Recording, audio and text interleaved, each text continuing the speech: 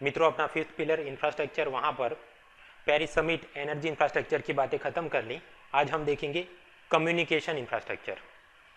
यहाँ पर पूर्व शरत सेल्फ स्टडी में आप L7 सीरीज़ में देख लेना, ये digital India mission, spectrum auction और दूसरी बातें। और मुख्य परीक्षा के लिए बाद में अपनी ML4 सीरीज़, जहाँ पर अपने पेपर 2 के लिए ई गवर्नेंस और पेपर 3 के लिए e technology in the aid of farmer, वो माल आपको मिल जाएगा।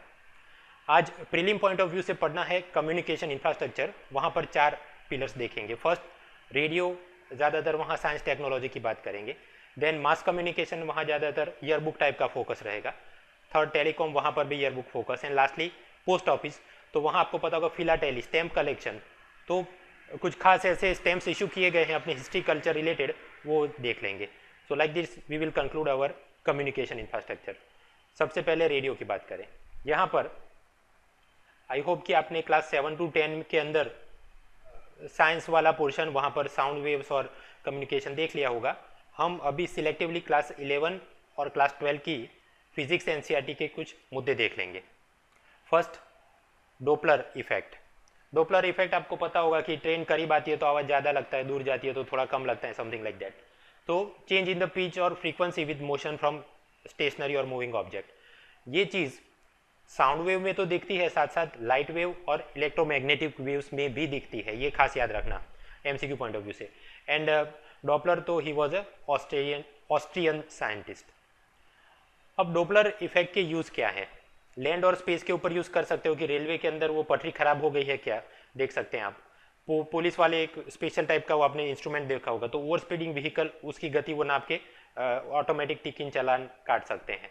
उसी प्रकार मिसाइल है, स्पेस क्राफ्ट, एयरक्राफ्ट, इवन तारों की गति को हमने नापना हो, we can use Doppler effect. Ocean के अंदर सबमरीन या कहाँ पर मछलियों का ज़्यादा पुल हमको मिलेगा, that can be found out. Health के अंदर भी अल्ट्रासाउंड वेव आप शरीर में डालो, राइट, और वो रिफ्लेक्ट बैक होके आए, उस हिसाब से सोनोग्राफी चलती है, तो उसके बैक एंड में भी डोपलर एप्लीकेशन ही है। सेम वे ये इकोकार्डियोग्राम या मोशन ऑफ ब्लड, वो हम यूज़ कर सकते हैं। आगे हमने देखा कि साउंड वेव, इलेक्ट्रोमैग्नेटिक वेव और लाइट वेव के अंदर भी डोपलर इफेक्ट देखने को मिलता है। और इसी के अनुसंधान में हबल ने अपना एक सिद्धांत दिया कि अगर कोई सितारा पृथ्वी के करीब आ रहा है then it will show blue shift, और पृथ्वी के दूर जा रहा है then it will show red shift. इसके अलावा ये रेडियो कम्युनिकेशन वगैरह में क्रोनोलॉजी का वाइज क्या क्या हुआ, एनसीईआरटी से मैंने स्क्रीनशॉट दिया है, ऊपर ऊपर से आप देख लेना। अपने जगदीश चंद्र बोस का यहाँ पर क्या कंट्रीब्यूशन था वो भी जरा आप याद रख लेना। एंड ये तमिलनाडु के अंदर एक मंदिर है, वहाँ श्रुति पिलर की पत्थरों पर से आवाज़ म्यूजिकल निकलती है। अगेन एनसीईआरटी से स्क्रीनशॉट लिया, जरा art and culture point of view से देख लेना आप। और एक चीज़ एनसीईआरटी से आप देखिए कि साउंड, आवाज़ की गति कितनी होती है, वी नो कि 330 मीटर पर सेकंड, बट वो हमेशा हर एक माध्यम में एक समान नहीं होती है। अब देखिए कि वाटर के अंदर 0 डिग्री पे थोड़ी कम है और सी वाटर में जाएंगे तो उससे ज़्यादा है। ऐसा क्यों? क्योंकि जैसे जैसे माध्यम की घनता, डेंसिटी बढ़ती है तो साउंड वेव की ट्रैवल स्पीड भी बढ़ती जाएगी। तो सादा पानी है सामने, समंदर का पानी, तो वहाँ ज़्यादा वो मिनरल्स एंड सॉल्ट्स होंगे, तो ऑब्वियसली उसकी डेंसिटी ज़्यादा होगी। उसी प्रकार से ग्रेनाइट या स्टील, तो उसके सामने एल्यूमिनियम की डेंसिटी और ज़्यादा, ये बोल के वहाँ पर the speed will be even higher. तो पूछ लेते कई बार कि in which of the following mediums sound wave will show highest speed या लोएस्ट स्पीड, तो जरा असेंडिंग डिसेंडिंग देख लेना आप। आगे क्लास से पहले एनसीईआरटी से रेडियो कम्युनिकेशन। एक जगह से दूसरी जगह हम लोग सिग्नल भेजते हैं, तो आपको पता होगा धीरे धीरे जैसे ट्रैवल डिस्टेंस बढ़ेगा तो सिग्नल डीम होता जाएगा। तो एटेन्यूएशन क्या है? It is the process of dimming और वीकनिंग ऑफ द सिग्नल। इससे लड़ना हो तो क्या करें आप? एम्पलीफाई करो सिग्नल को, जिसके लिए डीसी एम्पलीफायर यूज करते हैं। ये टावर्स और satellite, they are called repeaters, मतलब कि वो सिग्नल को ट्रांसमिट तो करते हैं, साथ साथ एम्पलीफाई भी करते हैं ताकि दूर जाके वो सिग्नल डीम ना हो जाए। आगे ये AM FM रेडियो, ये क्या चीज़ है? अगर कोई मैसेज या वेव की फ्रीक्वेंसी कम है तो वो लंबी दूरी तक जा नहीं पाएगा। जैसे कि एक गरीब आदमी खुद से चल के अहमदाबाद से मुंबई नहीं जा सकता, बट अगर उसको हम बुलेट ट्रेन में बिठा दे, है ना, कि लो फ्रीक्वेंसी मैसेज, उसको अगर we superimpose it on a high frequency carrier wave, तो वो दूर तक आराम से जा सकता है। This entire process is called modulation, जिसका एक प्रकार होता है एम्पलीट्यूड मॉड्यूलेटेड एएम वेव्स, ठीक है, वो सस्ते भी होते हैं और लॉन्ग डिस्टेंस के लिए प्रीफर किया जाता है। दूसरा होता है फ्रीक्वेंसी मॉड्यूलेटेड एफएम रेडियो, वहाँ ये मज़ा है कि इंटरफियरेंस कम होगा, आवाज़ की क्वालिटी ज़्यादा रहेगी। And lastly phase modulated PM. अब ये एएम रेडियो है, FM radio, television, cellular, satellite communication, ये फ्रीक्वेंसी बैंड दिए हैं, मतलब असेंडिंग ऑर्डर में ये आगे जाएगा। अगेन एनसीईआरटी में इतना दिया तो इतनों का तो याद रखना पड़ेगा कि ये इससे बड़ा, ये इससे बड़ा इसका फ्रीक्वेंसी मोड होता है। इसके और आगे स्पेक्ट्रम 2G 3G ये सब देखना हो तो इस लिंक पे आप L7 वीडियो देख लेना। ठीक, अब एक जगह से दूसरी जगह पे मुझे ये इलेक्ट्रोमैग्नेटिक वेव्स भेजने हैं, तो ग्राउंड वेव, स्काई वेव और स्पेस वेव, इनमें क्या अंतर है? देखिए, ग्राउंड पे ही मैं दो टावर के बीच में सिग्नल रिले करूं तो लंबी दूरी तक वो नहीं जा पाएंगे, थोड़ा ही लेट अस से 40-50 किलोमीटर, तो they are called ground waves. Ground station की मदद से एक जगह से दूसरी जगह आप भेज रहे हो। अगर उससे ज़्यादा दूर पहुंचाना है तो आप ये करिए कि उनको आप आकाश में छोड़ो वेव्स को। अगर उनकी फ्रीक्वेंसी अप टू 30-40 मेगाहर्ट्ज तक होगी तो पृथ्वी के ऊपर आयोनोस्फीयर है, वहाँ से वो रिफ्लेक्ट बैक होके वापस आ जाएंगे।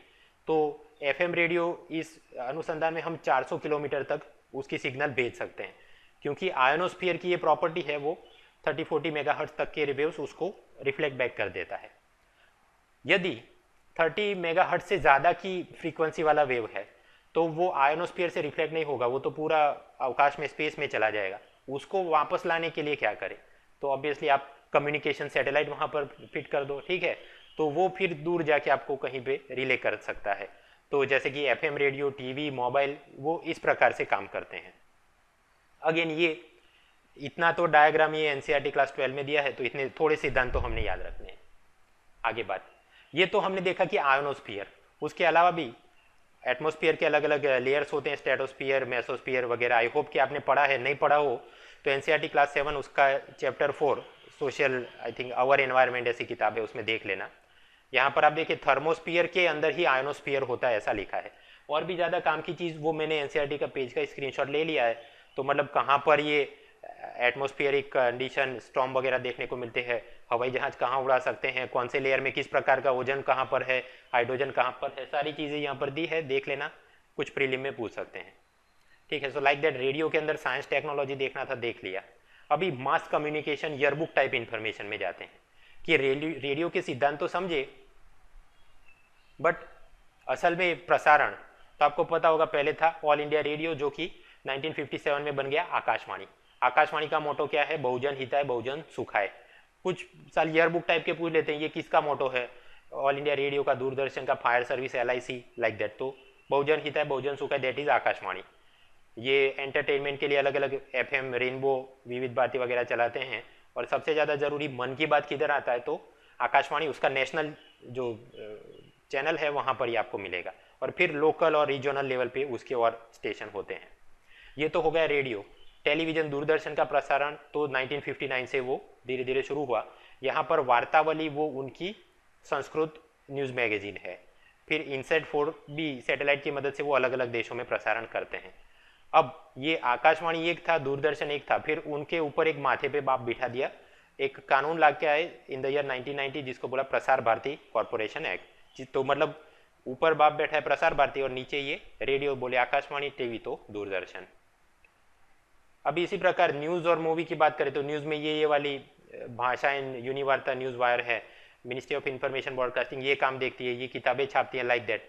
समय मिले, बाकी सब कुछ आपका पढ़ाई में खत्म हो जाए तो ये ईयरबुक टाइप का जो भी काम का चीज़ था, इस अपनी 2016 की ईयरबुक से मैंने यहाँ पे लिखा है, आप देख लेना। खास तो ये मूवी तो इंटरनेशनल फिल्म फेस्टिवल गोवा में होता है, उसको कौन कराता है? तो गोवा राज्य सरकार और ministry of information and broadcasting. फिर ये ministry and information and broadcasting वो किस किस के साथ जुड़े हैं? Dadasaheb Phalke award, national film award, और ये FTII पुणे जहाँ विद्यार्थी बहुत धमाल करते हैं तो वो भी इनके हाथ में आता है। बट ये film and television institute of India Pune, it is registered under a society regulation act. तो मतलब वो स्टैट्यूटरी बॉडी नहीं है, अटैच ऑफिस नहीं, नथिंग लाइक दैट, एक रजिस्टर्ड सोसाइटी है। करंट अफेयर्स, ये दादा साहेब फाल्के अवार्ड किसे दिया गया? तो 2015 के लिए जो अनाउंस हुआ होगा वो 2016 में असल में हाथ में उसको देंगे। किसे मिला है? ये मनोज कुमार, फिल्म एक्टर। तो मिनिस्ट्री ऑफ इंफॉर्मेशन ब्रॉडकास्टिंग, और हाथ में कौन देता है तो प्रेसिडेंट ऑफ इंडिया, उसके साथ गोल्डन लोटस और 10 लाख रुपए का इनाम भी मिलता है। तो ये तो अपने लिए काम का है क्योंकि सरकार देती है। फिर आपने हिंदू में ये भी पढ़ा कि मनोज बाजपेयी को दादा साहेब फाल्के अवार्ड मिल रहा है। नहीं, वो गलत है। वो दादा साहेब फाउंडेशन बोल के एक अलग संस्था है गैर सरकारी, वो लोग ये करते हैं, best film critic award and so on. That is not important. अपने लिए ये कि दादा साहेब फाल्के किसको मिला, मनोज कुमार को मिला। उसी प्रकार नेशनल फिल्म अवार्ड, तो ये भी सरकारी अवार्ड है इसलिए याद रखने हैं। Best heroine Kangana Ranaut, best hero Amitabh Bachchan, best feature film Baahubali, popular film तो बजरंगी भाईजान, डायरेक्टर संजय लीला बंसाली। और एक नई भी कैटेगरी लेके आई इंफॉर्मेशन ब्रॉडकास्टिंग मिनिस्ट्री, नई कैटेगरी है मोस्ट फिल्म फ्रेंडली स्टेट, और वो मिला है गुजरात सरकार को। ठीक है, ये तो अवार्ड। अब सिनेमा को रेगुलेट कौन करता है? सबसे ऊपर है इंडियन सिनेमाटोग्राफी एक्ट 1952, जिसके अनुसंधान में संस्था बनाई गई जिसका नाम सेंसर बोर्ड नहीं है, real name is central board of film certification. Obviously कानून से बनाया गया है तो it is a statutory body, और ऊपर मंत्रालय कौन बैठता है, ministry of information and broadcasting. Sensor board controversy में ज़्यादा रहता है कि ये गंदी गालियाँ नहीं होनी चाहिए, स्मोकिंग अल्कोहल की स्किन नहीं होने चाहिए, फिर बॉन्ड की मूवी से किसिंग सीन हटा दिए, उड़ता पंजाब रिलेटेड कंट्रोवर्सीज। तो इस अनुसंधान में कानून में कुछ खामियां, कुछ सुधार की आवश्यकता लगी, तो मेरे ख्याल से यूपीए सरकार ने ये श्याम बेनेगल पैनल उसके लिए बनाई थी। फिल्म सर्टिफिकेट की बात करें तो 4 सर्टिफिकेट होते हैं। सबसे पहला अनरिस्ट्रिक्टेड यू, मतलब सब लोग देख सकते हैं। Then parental guidance require for children under the age of 12, U/A। जैसे ये मोगली की नई मूवी आई थी जंगल बुक, उसे ये दिया गया कि वहाँ पर भी ऐसे हिंसा के और मृत्यु के कुछ सीन है कि US होना चाहिए, कंप्लीट यू नहीं। Then adult, and lastly viewing by specialised group S category. For example, Bharat चीन के युद्ध के बारे में कोई डॉक्यूमेंट्री मूवी ऐसी बनाई है कि वहाँ पर ऐसी सेंसिटिव चीज़ें हैं कि सामान्य जनता को नहीं दिखा सकते, it is meant only for the foreign services and army officer. उसी प्रकार मान लो कोई मेडिकल रिलेटेड ऐसी चीज़ें उसमें दिखाई गई हैं कि केवल डॉक्टरों के लिए वो मूवी उपयुक्त है, then it will be viewing by specialised group, उस प्रकार का सर्टिफिकेट दिया जाएगा। ठीक, तो फिल्मों के अंदर अवार्ड और फिल्मों का रेगुलेशन वो देख लिया। अब प्रेस का रेगुलेशन कौन करता है? प्रेस काउंसिल ऑफ इंडिया, ये अपना प्रीलिम के लिए भी, ईयरबुक के लिए और मुख्य परीक्षा में general studies paper 2 regulatory body उसके लिए। तो प्रेस काउंसिल ऑफ इंडिया का उद्देश्य क्या है? फ्रीडम ऑफ प्रेस तो मेंटेन करना है, साथ ही साथ जर्नलिस्टिक एथिक्स उसको वायलेट ना हो, येलो जर्नलिज्म ना हो एंड सो ऑन, वो भी काम देखना है। It is statutory body, yes. Quasi judicial body, yes. Even court के अंदर उसके डिसीजन को आप क्वेश्चन नहीं कर सकते। चेयरमैन होता है 20 मेंबर, और खास बात 8 मेंबर ऐसे होते हैं जो Lok Sabha, Rajya Sabha, UGC, bar council, साहित्य अकादमी, यहाँ पर मतलब लर्नड पीपल, उनको भी साथ में वो लेके चलते हैं। पैसा किधर आता है? सरकार ग्रांट में पैसा देती है, और ये लोग रजिस्टर्ड न्यूज़पेपर के ऊपर अपनी फीस भी वसूल करते हैं। एक ज़माने में प्रेस काउंसिल के चीफ थे जस्टिस मार्कंडेय काटजू। उन्होंने बोला कि ये न्यूज़ प्रिंट मीडिया, उसके ऊपर तो पीसीआई का कंट्रोल है, साथ ही साथ ये टीवी चैनल वालों के ऊपर भी हमारा कंट्रोल होना चाहिए, बट वो काम हो नहीं पाया। तो प्रश्न कि ये टेलीविजन के अंदर जो टेलीविजन मीडिया न्यूज़ चैनल है उसके ऊपर कौन रेगुलेशन करता है? इन्होंने खुद का ही अपना एक एसोसिएशन बना दिया है, NBA, वो अपने आप सेल्फ रेगुलेशन करते हैं। प्रश्न, तो टीवी न्यूज़ चैनल का रेगुलेशन हो गया, तो ये सास बहू और वैसी एंटरटेनमेंट चैनल, उनको कौन रेगुलेट करता है? तो उन्होंने बोला कि हम भी अपना एक ऐसा ही सेल्फ रेगुलेटरी बॉडी, एसोसिएशन बना देंगे, ब्रॉडकास्टिंग कंटेंट कंप्लेंट काउंसिल। प्रश्न, ये सारी चीज़ें तो हैं, फिर भी आप पाएंगे कि ये न्यूज़ और टीवी के अंदर विज्ञापन आता है, मोटापा कम करिए, ये तेल लगाने से आपका डायबिटीज़ चला जाएगा एंड सो ऑन। तो इस प्रकार की गलत एडवर्टाइजमेंट पे कौन कंट्रोल करता है? There is an act, drug and medical remedies act 1954, जिसके अंतर्गत इनक्योरेबल डिसीज, असाध्य रोग जैसे कि ये cancer, diabetes, even abortion, sexual disease, उसके रिलेटेड भी कोई विज्ञापन फार्मासिस्ट अपनी दुकान के बाहर नहीं लगा सकता कि ये दवाई से हल हो जाएगा, या कोई टीवी न्यूज़ कहाँ पर भी आप नहीं दे सकते। बट ये लॉ इतनी सख्ती से इम्प्लीमेंट नहीं किया जा रहा है, इस कारण से समस्याएं हैं। ठीक, तो रेडियो साइंस टेक देख लिया, मास कम, वहाँ पर ज़्यादातर रेगुलेशन और ईयरबुक टाइप की इंफॉर्मेशन हमने देखी। अभी टेलीकॉम के ऊपर आते हैं। देखिए, ये कम्युनिकेशन इंफ्रास्ट्रक्चर की बात हो तो आप मंत्रालयों को मिक्सअप ना कर दें। एक है अपना ministry of information and broadcasting, वो अपना प्रसार भारती हो, press council, sensor board, FTII Pune film award, Dada Saheb Phalke, वो सारी चीज़ें इसके हाथ में आती है। दूसरा है मिनिस्ट्री ऑफ कम्युनिकेशन, जिसके नीचे 2 डिपार्टमेंट है, डिपार्टमेंट ऑफ टेलीकॉम और उसके नीचे फिर BSNL और वो सारी चीज़ें आएंगी, ट्राई एंड एवरीथिंग। और दूसरा है डिपार्टमेंट ऑफ पोस्ट, ठीक। और तीसरा मंत्रालय है ministry of electronics information and technology, जिसके हाथ में ये NIC पोर्टल, फिर ये साइबर सिक्योरिटी के लिए सर्ट इंडिया, CDEX, अमीर, वो सारी चीज़ें। और एक खास बात, UIDAI आधार कार्ड वाले, ये भी मिनिस्ट्री ऑफ इलेक्ट्रॉनिक्स के नीचे एक अटैच ऑफिस है। देखिए as such UIDAI it was set up as an attached office of the planning commission, but planning commission के बाद खत्म हो गया तो नीति आयोग और नीति आयोग वालों ने बोला ये हमको नहीं मांगता है, तो UIDAI वालों को मिनिस्ट्री ऑफ इलेक्ट्रॉनिक्स के अंदर अटैच ऑफिस बना दिया है। ये सितंबर 2015 का करंट अफेयर्स। आगे बढ़ते हैं। अभी हम लोग फोकस कर रहे हैं ये कम्युनिकेशन और वहाँ पर ये टेलीकॉम मिनिस्ट्री के रिलेटेड चीज़ें। ये टेलीकॉम मिनिस्ट्री, वहाँ पर उनके प्रमुख सरकारी निगम कौन कौन से हैं, क्रोनोलॉजी वाइज जा रहे हैं। सबसे पहले MTNL तो दिल्ली मुंबई को केटर करता है। फिर BSNL, earlier department of telecom खुद से ही लैंडलाइन का काम देखता था, बट साल 2000 में उसका भी कॉर्पोरेटाइजेशन करके BSNL बना दिया।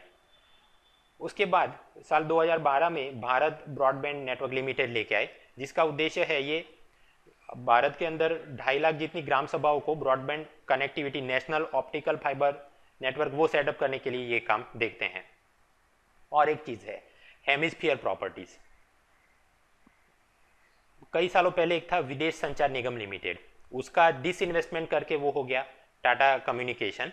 तो ये BSNL का जो सरप्लस लैंड प्रॉपर्टी थी वो सारी इस निगम के हाथ में चली गई, हेमिस्फीयर प्रॉपर्टीज लिमिटेड, ठीक।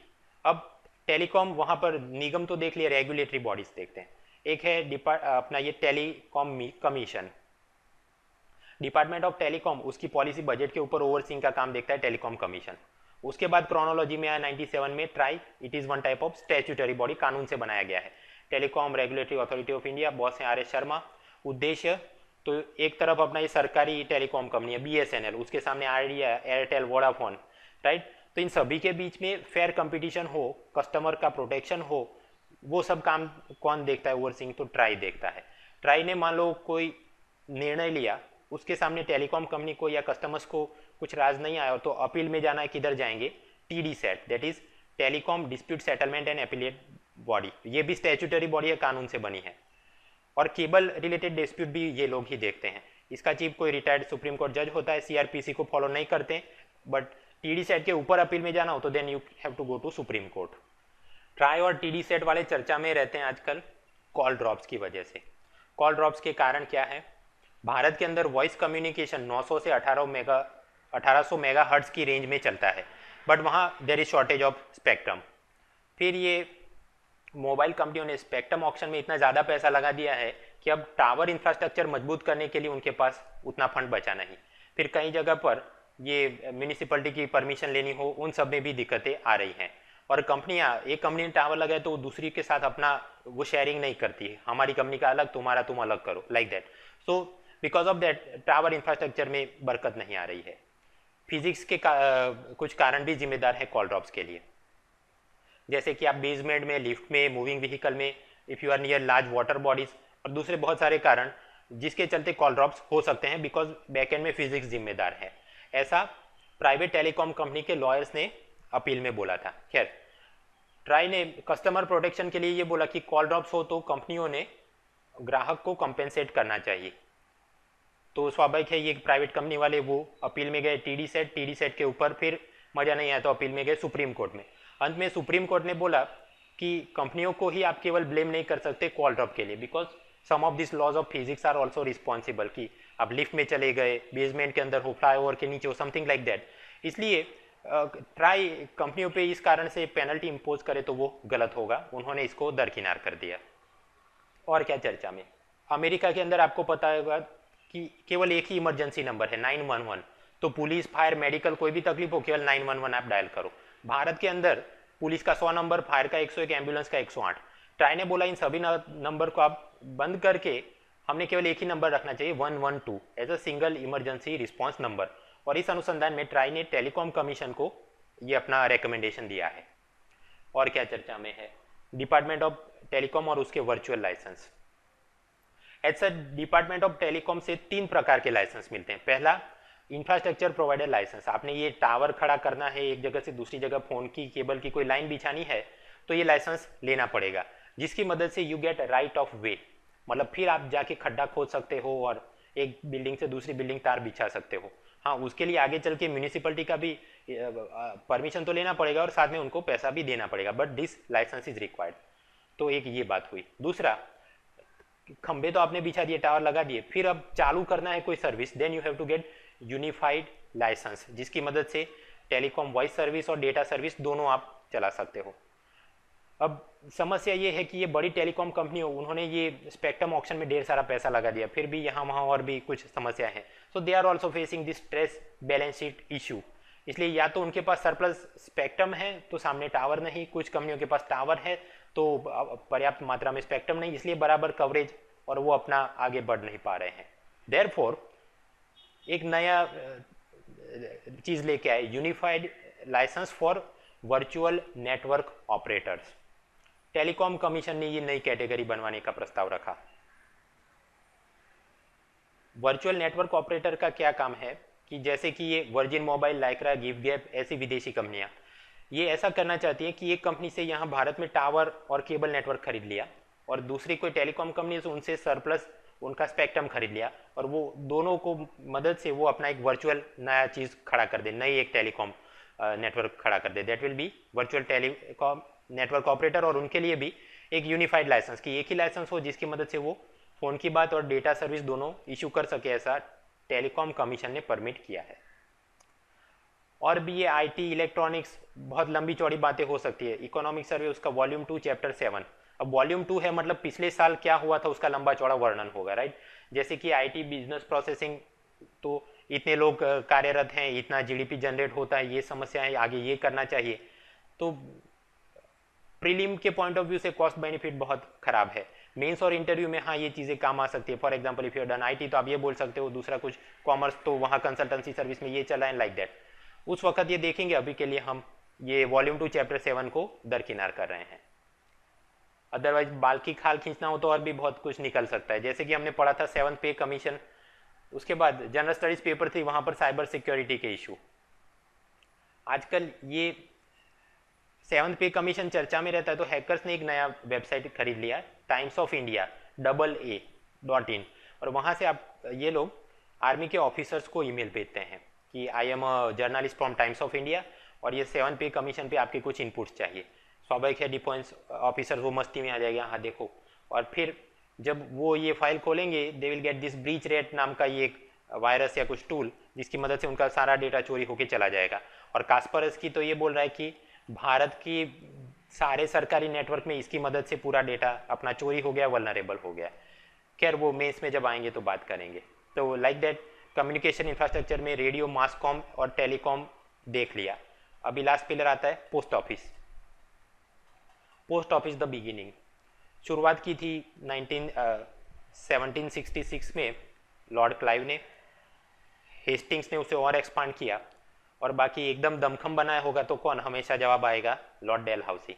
डेलहाउसी इन द ईयर 1854 एक कानून लेके आए, पोस्ट ऑफिस एक्ट, कि एक जगह से दूसरी जगह आपने ये टपाल भेजनी है तो उसके डिस्टेंस के हिसाब से नहीं, वो चीज़ के वजन के हिसाब से उसके रेट तय होंगे। और उन्होंने उसी समय में भारत के अंदर सबसे पहला पोस्टल स्टैंप भी इशू किया गया। पोस्ट तो ये चल रहा है, उसके अलावा होता है टेलीग्राम। तो टेलीग्राम का क्या सिद्धांत है यहाँ पढ़ लेना। बेसिकली दिस इज इलेक्ट्रिसिटी और मैग्नेटिज्म, ये दोनों की मदद से टेलीग्राम रिले होता है। अलग अलग देशों में अलग अलग वैज्ञानिकों ने इसका इजाद किया था। अमेरिका में मोर्स, और उसने डॉट्स एंड डैशेस का अपना मोर्स कोड किया। भारत के अंदर टेलीग्राम किसने लाया, अगेन जो भी बड़ा काम किया होगा तो डेलहाउसी। 1850s में थोड़ा एक्सपेरिमेंटेशन किया गया, अदरवाइज 1852 में डेलहाउसी ने ये शॉन हेनेसी है समथिंग, उसको सुपरिटेंडेंट बना के उसकी मदद से कि करो एक्सपांड बराबर। आजकल मित्रों यूपीएससी में ये चला कि कौन सा वाइसरॉय था वो नहीं पूछते, कौन सा सर्वेयर था, कौन सा एथनोग्राफर था, that type of question are asked. और ये ईयरबुक में दिया इसलिए इतना तो पढ़ना पड़ेगा। ओ शॉनेसी, ही वॉज द सुपरिटेंडेंट और डेलहाउसी का दिमाग चल रहा था। 1857 तक आते आते तो पूरे भारत में नेटवर्क बिछा दिया था बड़े बड़े शहरों में, और सामान्य जनता के लिए भी ये खुला था। लेकिन अपने विप्लवकारियों के दिमाग में ये बात नहीं है कि ये नेटवर्क काट देना चाहिए। तो जब विप्लव शुरू हुआ तो अंग्रेज सेना they could ask for the reinforcement, और वो उन्हें मदद मिल गई। ठीक, आगे चलता रहा। आज़ादी के बाद साल 2013 तक आने पर इंडियन पोस्ट ऑफिस वो देख रहा था, पर उन्होंने लगा कि अब ईमेल और एसएमएस के ज़माने में इसका कोई काम नहीं, तो साल 2013 में इसको बंद कर दिया गया। टेलीग्राम इज़ गॉन, सिवाय कि अपना वो वेब ऐप चलते रहता है, वो अलग। थोड़ा और ईयरबुक टाइप का, ये पोस्ट ऑफिस तो उसका बाप कौन है? मैंने बताया मिनिस्ट्री ऑफ कम्युनिकेशन, और उसके नीचे डिपार्टमेंट ऑफ पोस्ट। पूरे भारत में 1.5 लाख से ज़्यादा पोस्ट ऑफिस है, इसलिए फाइनेंशियल इंक्लूजन में उनका रोल ज़्यादा है। तालीम के लिए पुलिस, वहाँ पर कौन सी संस्था है? Sardar Vallabhbhai Patel national police academy Hyderabad. तो ऐसी ही बड़ी संस्था पोस्ट ऑफिस में कौन सी? Rafi Ahmed Kidwai national postal academy Ghaziabad में। अब ये रफ़ी अहमद किडवाई कौन थे? खिलाफत के समय से वो आते हैं, यूपी के होम मिनिस्टर, और नेहरू कैबिनेट में सबसे पहले कम्युनिकेशन मिनिस्टर। तो हाँ, वो पहले थे, उसके नाम पे चला दो, तो ये बन गया। और भी टर्म्स जैसे कि पोस्ट ऑफिस में अच्छी सर्विस मिले, कॉर्पोरेट स्टाइल का काम हो, तो प्रोजेक्ट एरो लेके आए। इसके अलावा ये अपना वीपीपी पार्सल या स्पीड पोस्ट वगैरह बहुत सारी सर्विसेज और टर्म्स रहते हैं, अपने लिए काम का नहीं, बट पोस्ट ऑफिस के अंदर वो असिस्टेंट वगैरह की परीक्षा हो, कुछ इंटरव्यू या कुछ भी, तो आप ये चैप्टर 8 इंडिया ईयरबुक का देख लेना। चर्चा में इसलिए भी है कि पेमेंट बैंक चालू करने के लिए इनको अनुमति मिली है। पेमेंट बैंक और दूसरे डिफरेंशिएटेड बैंक क्या है, इसी वर्ष के अपने BS 161 सीरीज, वहाँ 10वां पार्ट आप वीडियो में देख लेना। ठीक, तो Indian post department of post को भी अनुमति मिली कि आप भी पेमेंट बैंक चालू कर सकते हो। अब ये निर्णय लिया गया कि 2017 मार्च महीने तक हम करेंगे, बट स्वाभाविक है कि इंडियन पोस्ट के जो भी बड़े अफसर हैं, भले उनको रफ़ी अहमद किडवाई गाजियाबाद में तालीम ले ली हो, बट बैंक कैसे चलाना वो उनके पास नहीं होगा स्किल सेट, राइट। तो सरकारी बैंकों से बड़े एग्जीक्यूटिव्स को इंपोर्ट करके पहले लेके आएंगे, जैसा कि भारतीय महिला बैंक में भी वही काम किया था कि बड़े एग्जीक्यूटिव्स उनको पहले दूसरी सरकारी बैंकों से आप इंपोर्ट करके लेके आओगे, और शुरुआत में 50 ब्रांच लगाएंगे, जहां 5 नॉर्थ ईस्ट में रहेगी। ठीक है, इतने भी आंकड़े काम के नहीं। पोस्टल इंश्योरेंस तो अंग्रेजों के ज़माने में शुरुआत हुई, फिर आज़ादी के बाद जैसे बैंकिंग सेक्टर में बड़ा नाम है अपनी नरसिम्हन कमेटी, उसी प्रकार इंश्योरेंस सेक्टर में बड़ा नाम है मल्होत्रा कमेटी। उसने बोला कि यहाँ फाइनेंशियल इंक्लूजन का अभाव है, तो ग्रामीण इलाकों में भी कोई पोस्टल लाइफ इंश्योरेंस को एक्सपांड करना चाहिए, तो ये स्कीम लेके आए। सारी सब स्कीम टर्म कुछ याद रखने की जरूरत नहीं, बस बड़ा बड़ा ऊपर से देख लेना कि ग्राम Suraksha, Gram Suvidha, okay this terms are associated with, तो पोस्टल लाइफ इंश्योरेंस ये जवाब होगा। अपने लिए ज़्यादा काम की चीज़ है art and culture and history. तो साल 2015-16 के अंदर भारतीय डाक विभाग द्वारा फिलाटेली स्टैम्प कलेक्शन के लिए कुछ खास स्टैम्प इशू किए गए, महत्वपूर्ण मैं अभी कवर कर लूँगा। एक तो कल्चर पॉइंट ऑफ व्यू से ये नब कलेबर, नब कलेबर मतलब हिंदू कैलेंडर में ऐसे खास वर्ष जहाँ पर कि अधिक मास हो, तो पुरी के लॉर्ड जगन्नाथ टेम्पल के अंदर ये जो आइडल्स हैं उनको रिप्लेस किया जाता है, नए आइडल्स बनाए जाते हैं using special type of Neem tree. तो ये पूरी प्रक्रिया, पूरा जो उत्सव है उसे बोलते हैं नब कलेबर, जिसके लिए ये स्टैम्प इशू किया गया। फिर चरखा द स्पिनिंग व्हील, आजकल आपको पता होगा यूपीएससी में ये वाली टर्म का कहाँ पर मेंशन किया गया था, iron was mention in this like that. तो चरखे का सबसे पहले उल्लेख कहाँ पर था? हड़प्पा में था, यस। अर्थशास्त्र में कौटिल्य ने लिखा, हाँ। मार्को पोलो भारत की मुसाफरी में आए तो उसने भी लिख दिया, यस। तीनों जवाब सही हैं। 1921 में चरखा संघ कांग्रेस वालों ने चालू किया। गांधी जी को चरखा बहुत प्रिय था और वो 2 टाइप के चरखे यूज करते थे, एक तो अपना ये देसी टाइप का मतलब बारडोली चरखा, नीचे वाली आकृति, और फिर उन्होंने खुद से एक पोर्टेबल टाइप का चरखा इजाद किया जिसे बोला गया पेटी charkha, and Gandhi design this portable charkha during his time in Yerwada jail. ये जो चरखे का स्टैम्प इशू किया गया उसके ब्रोशर में ही दिया है, और इसलिए मैंने इतना कवर कर लिया। आगे बढ़ते हैं। अब गांधी जी और दूसरे लीडर्स की बात कर रहे थे तो बड़े बड़े ऐसे कुछ स्टैम्प्स इशू किए गए, जैसे ये जनाब अलग मुथु कौन, he was one type of night योद्धा जिन्होंने अंग्रेजों के खिलाफ 1700s के अंदर कुछ लड़ाई की थी तूतीकोरिन के तमिलनाडु के अंदर। फिर राजेंद्र चोला फर्स्ट, उसके कोरोनेशन सिंहासन ग्रहण करने के 1000 साल खत्म हुए, उस अनुसंधान में 2015-16 में स्टैम्प इशू किए गए। ये वाले आर्टिकल पे आपको ज़्यादा माल मिल जाएगा। उसी प्रकार अशोक का स्टैंप इशू किया गया। तो ल्यूसेंट जी के या तमिलनाडु क्लास 11 वो आप देख लेना। डॉक्टर बी आर आम्बेडकर, तो उनकी 125वीं जन्म जयंती उस अनुसंधान में भी इशू किया गया। तो ये वाले आर्टिकल लिंक पे आप जाइएगा तो कि आम्बेडकर ने ये किताबें, ये संस्था, ये कानूनों के साथ जुड़े थे, आपको चीज़ मिल जाएगी। And same way Gandhi ji तो 9 जनवरी 1915 में साउथ अफ्रीका से भारत वापस आए, दैट इज़ नोन एज प्रवासी भारतीय दिवस। तो उनके भी ये घर वापसी के 100 साल खत्म हुए, उस अनुसंधान में भी स्टैंप इशू किया गया। ज़्यादा माल इधर से मिल जाएगा। ठीक, अब नेशनल लीडर्स की बात कर रहे हैं तो 2015 में डॉक्टर कलाम का देहांत हो गया, उनके रिलेटेड भी स्टैंप इशू किया गया है। अब डॉक्टर कलाम की पूरी जीवनी, कहाँ पर जन्म हुआ, कौन कौन से मिसाइल प्रोग्राम, कौन कौन से स्पेस प्रोग्राम के साथ, उसके अलावा उन्होंने कौन कौन से इन्वेंशन किए थे, कौन कौन सी किताबें या जर्नल्स के साथ एसोसिएटेड थे, और ख़ास बात की वो भारत के 11वें प्रेसिडेंट थे और ऐसे प्रेसिडेंट की विदाउट अनअपोज्ड वो इलेक्ट हो गए। कांग्रेस बीजेपी किसी ने भी विरोध नहीं किया था और फिर उनका ये 2015 में देहांत हुआ। तो यहाँ से उनकी जीवनी के रिलेटेड कुछ प्रश्न या यूपीएससी में या बैंक वगैरह परीक्षा में कुछ निकल सके तो आप ये ब्रोशर का ही मैंने स्क्रीनशॉट लिया है, आप पढ़ लेना घर से। नेशनल लीडर रिलेटेड स्टैम्प देख लिए।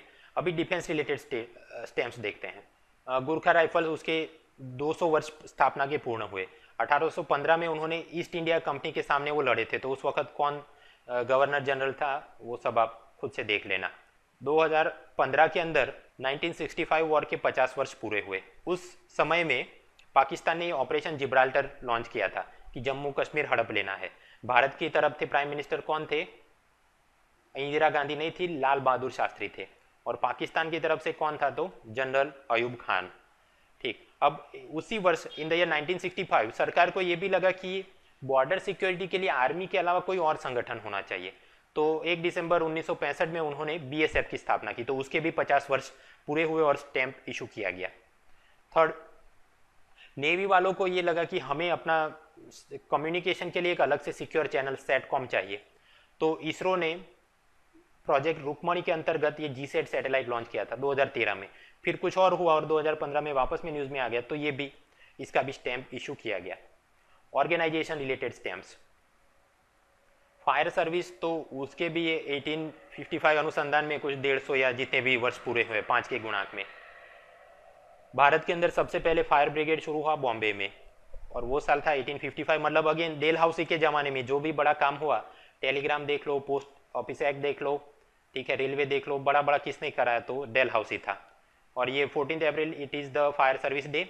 लॉ एंड ऑर्डर वो काम है राज्य सरकार का, तो फिर फायर सर्विस वो किसकी जिम्मेदारी है। अकॉर्डिंग टू 12th शेड्यूल ये डोमेन होता है urban municipality, urban local bodies के हाथ में, और जहां पर ऐसी बॉडी नहीं हो तो फिर राज्य सरकार की जिम्मेदारी फायर सर्विस प्रोटेक्शन की होती है। जैसे अपना आकाशवाणी का मोटो था बहुजन हिताय बहुजन सुखाय, उसी प्रकार फायर सर्विसेज का मोटो क्या है, we serve to save, match the following में कुछ पूछना हो। और एनवायरमेंट बायोडाइवर्सिटी तो 1916 के लिंक में 2016 में ये जूलॉजिकल सर्वे ऑफ इंडिया के 100 वर्ष खत्म हुए, तो उसका भी स्टैंप इशू कर दिया। गोवर्धन राम त्रिपाठी, गुजरात के ऑथर, सरस्वती चंद्र नॉवल के साथ एसोसिएटेड। इस प्रकार से बहुत सारे और भी हैं। आपने अगर लिटरेचर ऑप्शनल पसंद किया है या फिर इंटरव्यू के लिए जा रहे हैं तो कुछ अपने राज्य में से किस ऑथर को मिला है घर पे देख लेना। अभी के लिए that is not in priority order. ठीक, अपना कम्युनिकेशन इंफ्रास्ट्रक्चर, वहाँ रेडियो समझ लिया, मास कॉम समझ लिया, टेलीकॉम समझ लिया, और पोस्ट ऑफिस वहाँ पर ये हिस्ट्री कल्चर उसके रिलेटेड बात कर ली। सो लाइक दैट अपना कम्युनिकेशन इंफ्रास्ट्रक्चर इज ओवर। ठीक, अभी नेक्स्ट टाइम मिलेंगे तो ट्रांसपोर्ट एंड अर्बन इंफ्रास्ट्रक्चर, वहाँ पर ये Kelkar committee, railway budget, civil aviation policy, road ship और अर्बन इंफ्रा बातें देखेंगे।